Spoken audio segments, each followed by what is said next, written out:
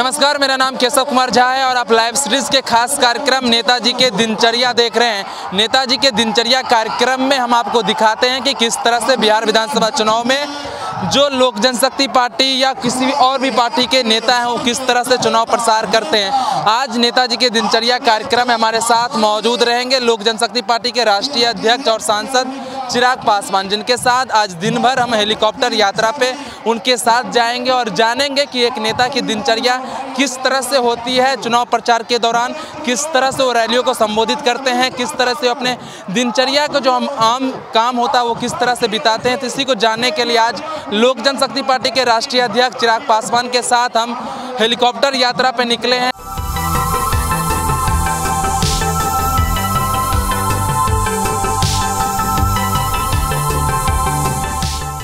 तो आप live series के खास कार्यक्रम नेताजी के दिनचर्या देख रहे हैं और हमारे साथ नेताजी के दिनचर्या कार्यक्रम में आज लोक जनशक्ति पार्टी के राष्ट्रीय अध्यक्ष और सांसद चिराग पासवान है। कुछ देर पहले चिराग जी आपने खगड़िया जिले के अलौली विधानसभा क्षेत्र में जनता को संबोधित किया। हजारों की संख्या में हुजूम लोगों का था। किस ये भीड़ आप देख रहे हैं कि वोटों में परिवर्तित होगा? देखिए, बिल्कुल जिस तरीके से भीड़ में उत्साह देखने को मिल रहा है, ना से भारी संख्या में लोग सभाओं में आ रहे हैं, बट जिस उत्साह के साथ आ रहे हैं और ख़ास तौर पर युवाओं और महिलाओं में, मतलब मैंने पहली बार इतने समय के बाद देखा है कि किसी सभा में महिलाओं ने इतनी बढ़ चढ़कर सक्रिय भागीदारी। क्योंकि जब मैं पूछता हूँ कि चाची बताइए नल जल में घोटाला हुआ कि नहीं हुआ, तो सब बोलते हैं हाँ हुआ, या नली गली में भ्रष्टाचार हुआ कि नहीं हुआ, तो सब बोलते हैं हाँ हुआ। तो ये अपने में दर्शाता है कि ये भीड़ सिर्फ आपको देखने, आपको सुनने नहीं, आपके साथ जुड़ने आ रही है। और जिस तरीके से पहले चरण में भी हम लोगों ने देखा कि बिहार फर्स्ट, बिहारी फर्स्ट के नाम पर तमाम हमारे प्रत्याशियों को एक बड़ा जन समर्थन मिला और उनकी जीत सुनिश्चित है, तो ये अपने में मेरा विश्वास बढ़ाता है कि आने वाले समय में अगली सरकार जो बनेगी वो बिहार फर्स्ट, बिहारी फर्स्ट की ही बनेगी। आज सेकेंड फेज के लिए आखिरी दिन है चुनाव प्रचार के लिए। आप भी सेकेंड फेज के प्रत्याशियों के लिए चुनाव प्रचार कर रहे हैं। आपको क्या लग रहा है, फर्स्ट फेज में जो प्रत्याशी आपके थे उन सब में कितना सीट आप जीतने के वादा करते हैं? देखिए, मेरी उस दिन 28 तारीख को देर रात और अगले दिन तक मेरी अपने प्रत्याशियों से बात होती रही। प्रत्याशियों में जो उत्साह है और लोक जनशक्ति पार्टी के कार्यकर्ताओं में जो एक खुशी की लहर दौड़ी है, ये मेरा विश्वास बढ़ाती है कि हम लोग के पहले चरण का परिणाम बहुत बेहतर होने वाला है। और ये विश्वास मेरा जनता से भी आता है कि जिस तरीके से मौजूदा मुख्यमंत्री के खिलाफ जनता में एक आक्रोश है और बिहार फर्स्ट, बिहारी फर्स्ट को लेकर जो उत्साह है, तो यकीनन लोक जनशक्ति पार्टी का प्रदर्शन बहुत बेहतरीन होगा। आज द्वितीय चरण के लिए आप प्रचार प्रसार कर रहे हैं। द्वितीय चरण में किस तरह का माहौल देख रहे हैं आप? देखिए, जिस तरीके से, वही मैं बोल रहा हूँ कि एक तरफा जो माहौल देखने को मिल रहा है, मैंने पापा के साथ 2004, 2005, 2009, 10, 14, 15, 19 हर चुनाव लोकसभा के हों या विधानसभा के हों मैंने प्रचार किया।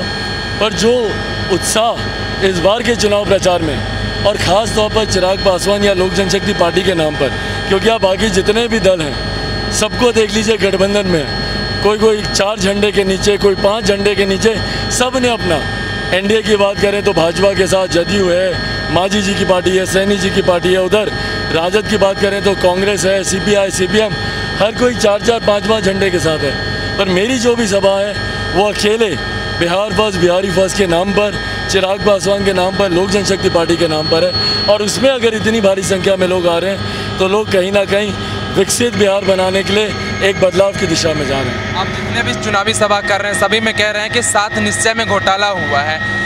आयकर विभाग ने रेड भी किया जो 7 निश्चय के ठेकेदार थे उन सब पर। क्या आपकी बात सच होती जा रही है? देखिए, बिल्कुल सच हो रही है कहीं ना कहीं, और मैं बिहार की जनता को बधाई दूंगा और मैं आयकर विभाग को धन्यवाद करूंगा कि जिस तरीके से मैं इस विषय को उठा रहा था, और बिहार में मुझे लगता है कि भ्रष्टाचार का इतना बड़ा मुद्दा अकेला सिर्फ चिराग पासवान ही 7 निश्चय की बात कर रहा था। और उसके बाद जिस तरीके से आयकर विभाग ने छापेमारी की, पैसा भी उसमें से बरामद हुआ, कई डॉक्यूमेंट्स भी उनके हाथ लगे जो इस तरफ इशारा करते हैं कि 7 निश्चय में भ्रष्टाचार हुआ। और मैं मानता हूँ कि भ्रष्टाचार हुआ है, मुख्यमंत्री जी भी इसमें सम्मिलित होंगे।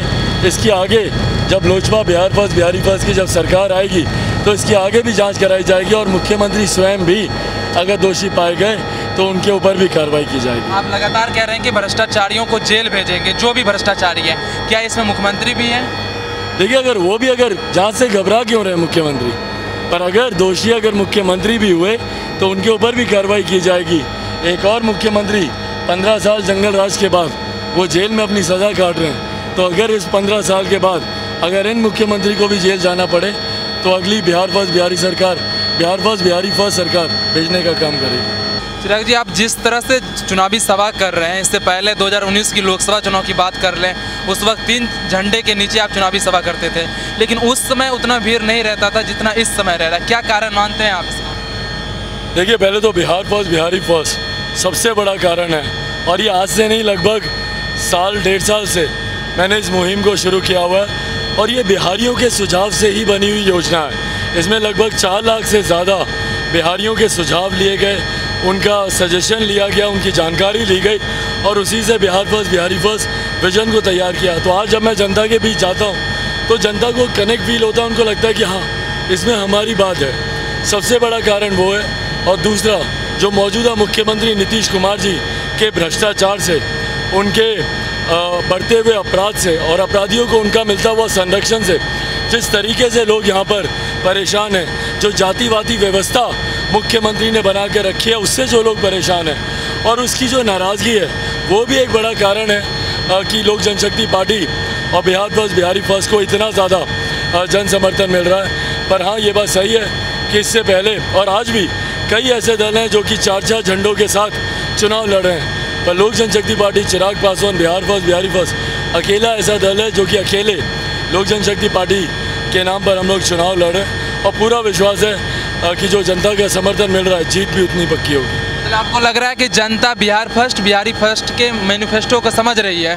बिल्कुल, और किसी भी विधानसभा में मैं जा रहा हूँ, लोग खुद सामने से बिहारी फर्स्ट की बात कर रहे हैं। तो इतना ज़रूर है कि जनता हर घर हर गाँव तक बिहारी फर्स्ट विजन पहुँच चुका है। लेकिन नीतीश कुमार जेडीयू कह रही है कि आप लोग तेजस्वी के बीच टीम है, तेजस्वी को जिताने के लिए मैदान में उतरे हैं। देखिए, ये बात तो खैर अभी समय ही बताएगा। इस बात को मैं निरंतर स्पष्ट कर चुका हूँ कि मेरा महागठबंधन से कुछ लेना देना नहीं है। मैं प्रधानमंत्री जी के साथ था, हूँ और रहूँगा।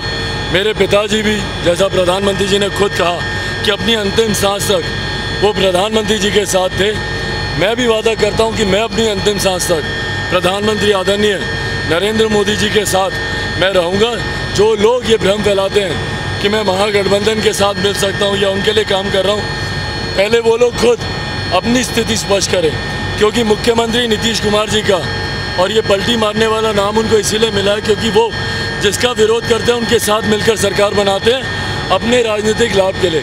पहले 2005 से 2015 तक जिस लालू राज का, जंगल राज का वो खिलाफत करते थे, उसके खिलाफ रहे, उसी के साथ मिलकर 2015 में उन्होंने सरकार बनाई।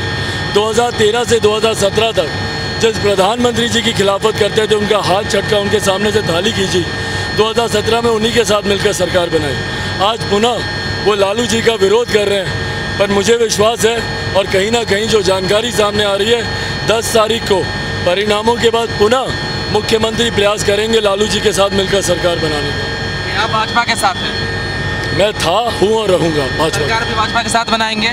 बिल्कुल, भाजपा लोजपा की अगली सरकार बनेगी। लेकिन लोग ये भी कह रहे हैं कि प्रशांत किशोर भी आपके साथ है, पीछे से आपको मदद कर रहे हैं प्रशांत किशोर। 1% भी कोई इस बात का प्रमाण दे दे तो जो कहेंगे मैं हारने को तैयार हूँ। देखिए, प्रशांत जी से मेरी मुलाकात नीतीश जी के कार्यकाल में ही हुई थी, जब वो उस वक्त उनके राष्ट्रीय उपाध्यक्ष थे। उसी वक्त मेरी उनसे मुलाकात हुई और बस मेरे से वही संबंध है। उसके बाद से इस चुनाव प्रचार को लेकर एक भी मेरी मुलाकात या मेरी कोई भी बातचीत प्रशांत किशोर जी से नहीं हुई है। और कोई भी अगर मेरी इस बात को झुठला दे तो जो कहे मैं हारने को तैयार हूँ। भाई, मेरी अपनी पार्टी है, मेरी अपनी पार्टी की सोच है, अपनी पार्टी की नीयत है, नीति है। बिहारी फर्स्ट पर पापा के साथ मिलकर मैंने काम किया, 4 लाख बिहारियों के साथ मिलकर मैंने इस पर काम किया है। तो ये मेरी अपनी सोच है जिसको लेकर मैं जनता के बीच जा रहा हूँ। इस बार बिहार विधानसभा चुनाव में तेजस्वी यादव सबसे ज़्यादा चुनावी सभा को संबोधित कर रहे हैं, 15 से 16। दूसरे नंबर पे आप आते हैं, 10 से 12 चुनावी सभा को संबोधित कर रहे हैं। एनर्जी कहाँ से लाते हैं आप, क्योंकि थकावट भी होती है, कोरोना काल है? देखिए, एनर्जी तो खैर जब जनता का जोश दिखता है और जब युवाओं की इतनी सारी अपेक्षाएं आपसे दिखती है तो जिम्मेदारी का एहसास होता है और ये एहसास दिलाता है कि अभी रुकना नहीं है, अभी थकना नहीं है। और फिर पापा तो हैं ही, उनका आशीर्वाद है, उनका मार्गदर्शन है। अभी भी एहसास होता है कि वो जहाँ कहीं भी हैं अपना आशीर्वाद मुझे दे रहे हैं। तो पापा का आशीर्वाद और जनता का आशीर्वाद ये हिम्मत देता है बिहार में बदलाव की ज़रूरत है, बिहार को विकसित बनाना है, रोज़गार प्रदेश में मिले, अच्छी शिक्षा प्रदेश में मिले, ये बड़े लक्ष्य है मेरे। और पापा की भी अंतिम इच्छा है जिसको पूरा करना है, पलायन को रोकना है और सिर्फ विकास की दिशा में ही काम करने का मेरा एकमात्र लक्ष्य है। मुंगेर में जिस तरह से दुर्गा मूर्ति विसर्जन के वक्त गोली कांड हुआ, लाठीचार्ज हुई, अगर आपकी सरकार बनती है तो उस पर जांच होगा, सीबीआई जांच की लोग मांग कर रहे हैं। देखिए बिल्कुल जांच होनी चाहिए। भाई किसने आदेश दिए? स्थानीय प्रशासन अकेला इतना बड़ा कदम नहीं उठा सकता। मुख्यमंत्री ने आदेश दिए, उनके कार्यालय से आदेश दिए। किसके आदेश से दुर्गा भक्तों के ऊपर इस महिषासुरी सरकार ने गोली चलाई, ये जानकारी सामने आनी ज़रूरी है। क्योंकि मुख्यमंत्री की कार्यशैली रही है जाति को टारगेट करते हैं। पहले दलित महादलित किया, पिछड़ा अति पिछड़ा किया, अगड़ा पिछड़ा में लड़ाई लड़वाई, हिंदू मुसलमान करवाने का ये प्रयास करते हैं। और उसी के प्रयास में इन्होंने जिस तरीके से दुर्गा भक्तों के ऊपर गोली चलवाने का काम किया, अगली सरकार में उसकी भी जांच करवाई जाएगी। आपको लग रहा है कि मुंगेर के एसएसपी लिपि सिंह को बचाया जा रहा है क्योंकि उनके पिताजी जेडीयू के नेता हैं?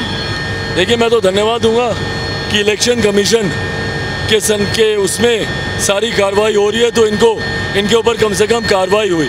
मौजूदा मुख्यमंत्री को अगर कार्रवाई करनी होती तो दोषी देना तो या कोई सख्त कार्रवाई करना तो दूर, संभवतः इन लोगों को पुरस्कृत किया जाता जो डीएम और एसपी हैं। और बिना कोई व्यक्तिगत टिप्पणी किए हुए, पर यह बात हर कोई जानता है कि एसपी साहिबा जिस रसूखदार परिवार से आती हैं, कितने करीबी संबंध हैं उनके मुख्यमंत्री जी के साथ, तो यकीनन इन लोगों को पुरस्कृत किया जाता।